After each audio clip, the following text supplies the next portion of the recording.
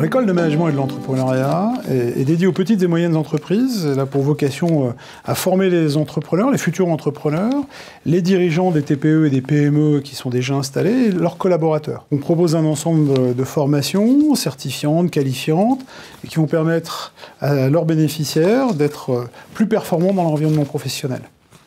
On accueille 500 stagiaires par an à peu près. La formation des pratiques langagières et l'apprentissage du français a pour vocation de permettre à des jeunes d'améliorer leur potentiel de communicants, que ce soit de manière écrite, de manière verbale ou de manière non verbale. L'idée en fait était de proposer une formation en français, loin de ce qu'on peut retrouver en milieu scolaire, puisqu'on s'adressait à un public adulte. On a constitué un groupe assez hétérogène en niveau de langue. Une des personnes, par exemple, du groupe ne savait pas trop écrire, n'avait pas d'adresse mail, d'origine variée, socialement et aussi dans les langues d'origine. J'ai besoin d'apprendre français pour communiquer avec mes enfants, pour communiquer avec le public.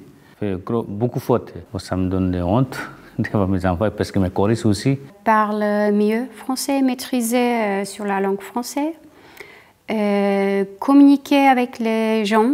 Je suis vivre en France, donc parle mieux, communiquer plus mieux. Je voudrais parler bien français pour communiquer avec ma famille, avec mes amis, avec mon employeur, avec tout le monde.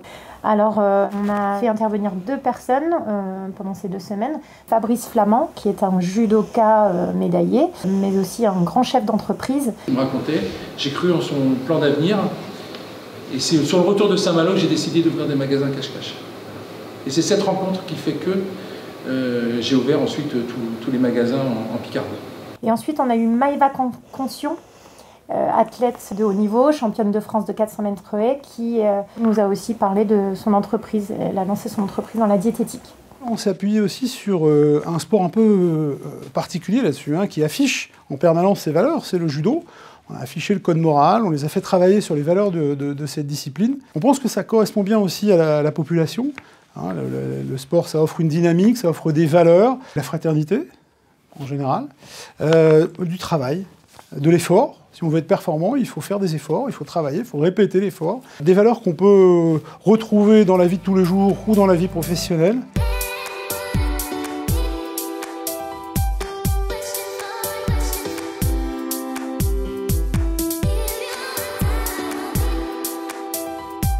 Fabrice Flamand.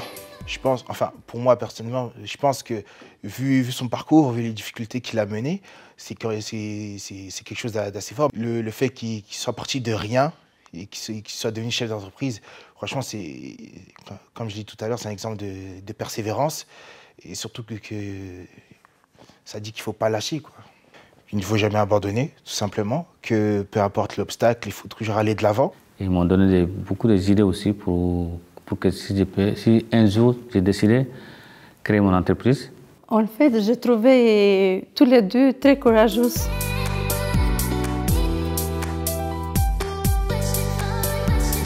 Je suis en reconversion professionnelle, donc le métier que j'ai choisi, ça demande aussi d'apprendre français. Après la formation, je voudrais trouver un travail au salon de beauté, salon esthétique. Je voudrais rattraper ma vie, en fait, pour trouver un travail, pour des choses comme ça. On a fait le test de français pour nationalité. Heureusement, je me suis trouvée sur le B1. Donc, on a appris de préparer de lettres de motivation, préparer suivi, entretien, et communication, proposer des questions, comment je peux montrer mes qualités.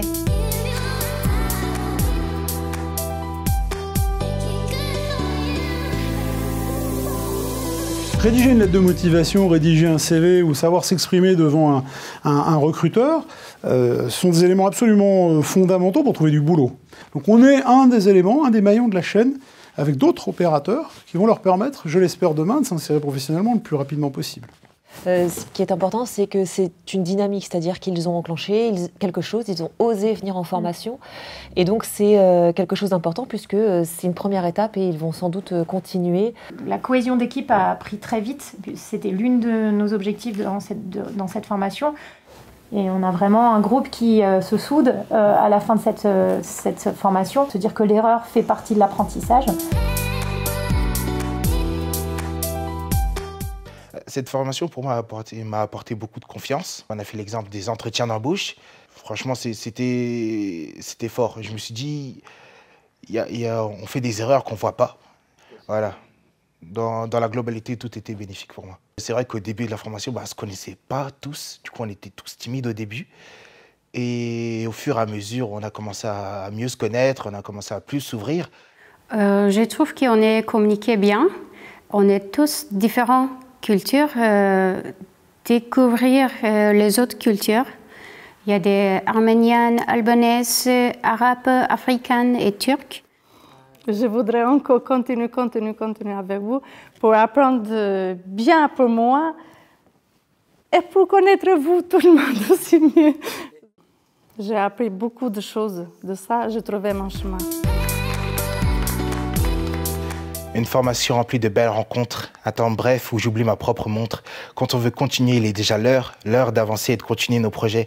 Chaque cours rime avec originalité et fluidité. On s'y perd dans cette atmosphère perceptible, gagnant en confiance pour oser parler, au-delà de la langue, au-delà de la culture. C'est dans la joie que notre cœur montre sa vraie nature. Ouais!